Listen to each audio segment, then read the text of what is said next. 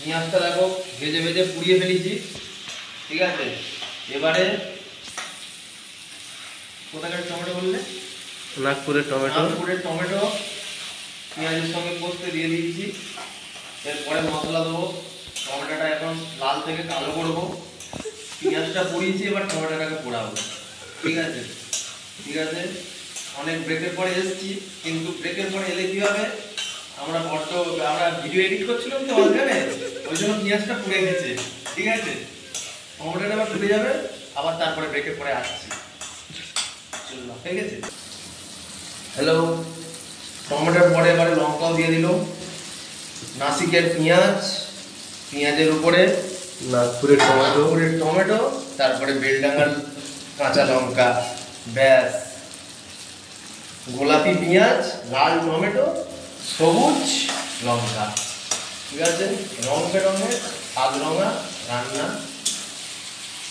কাশি আজকের কনফিউজ হয়ে যাবে, ঠিক আছে, আমি কড়াই চড়ছি না দেশে বিদেশে ঘুরছি।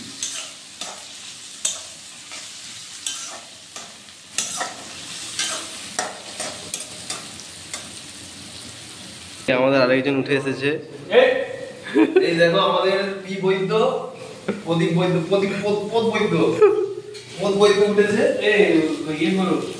ঠিক আছে। আমাদের ফেমাস করার একমাত্র মূল মহারথী হচ্ছে এই প্রদীপ বৈদ্য। এই যে প্যান্ট পরতে পারে না, জামা পরে এই পেন্ট,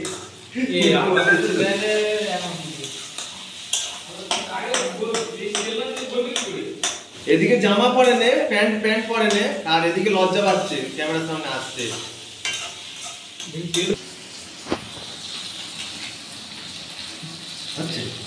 আজ আমরা আবার চলে এসেছি ব্রেকের পরে, ভাইরাল হওয়ার চেষ্টা করছি। এটা হচ্ছে হলুদ গুঁড়ো দিলাম, ঠিক আছে, হলুদ গুঁড়ো। মশলা উল্টো পাল্টা করতে পারে, ঠিক আছে, কিন্তু রাগ করবে না, জিরে গুঁড়ো দিয়ে দিলাম, ঠিক আছে।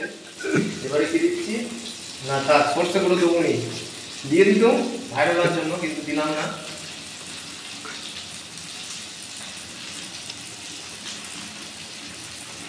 ঝাল আজকে হবে কারণ বেলডাঙ্গা পড়েছে, তার উপর আবার সেই রাজস্থানের হচ্ছে লঙ্কা গুঁড়ো, ঠিক আছে। ছাই গরম মশলা কেটে নিচ্ছি, সব আগেভাগেই দিয়ে দিচ্ছি, পরেও দেবো, আগেও দিচ্ছি, কোনো ব্যাপার না। সেই তো একটাই জিনিসেই যাবে, একসাথেই যে মাখানো হবে। ওটা কি? এটা মিট মশলা দেবো। এই মিট মশলা এখন সবই দিয়ে দেবো, ওটা কি জ্বালা, কোনো ব্যাপার না। একটু তেল কম পড়ে গেছে, তেল দিয়ে দিচ্ছি। আজের এক কেজি মাংসতে শুধু আমরা 1.5 কেজি তেল ইউজ করবো, তেল 1.5 কেজি।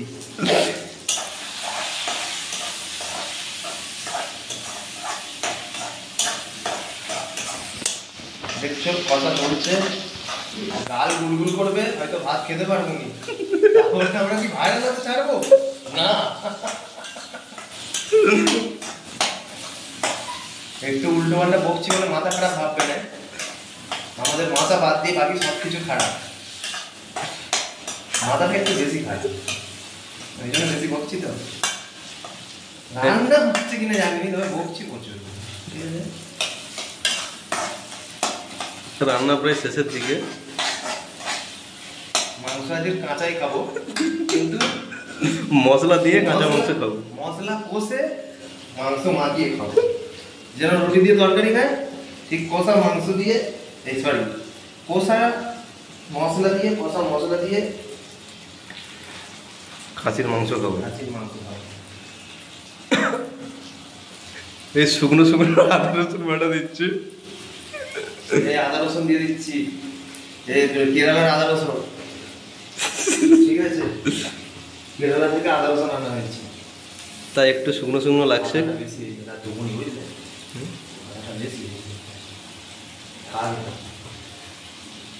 ওটা কাঁচা খেয়ে নেবো নুন দিয়ে।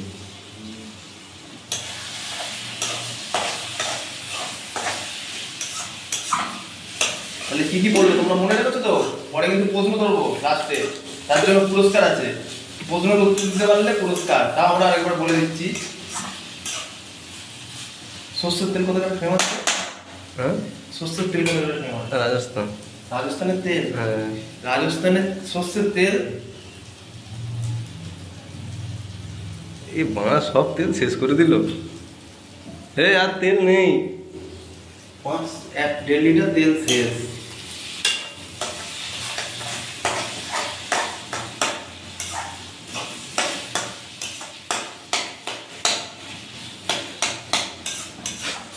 কন্টিনিউ ভিডিও চলছে। হুম, ঠিক আছে, দেখতে পাচ্ছ এটা হচ্ছে মশলার কেক তৈরি হবে। মশলার কেক, মশলার কেক তৈরি করবো।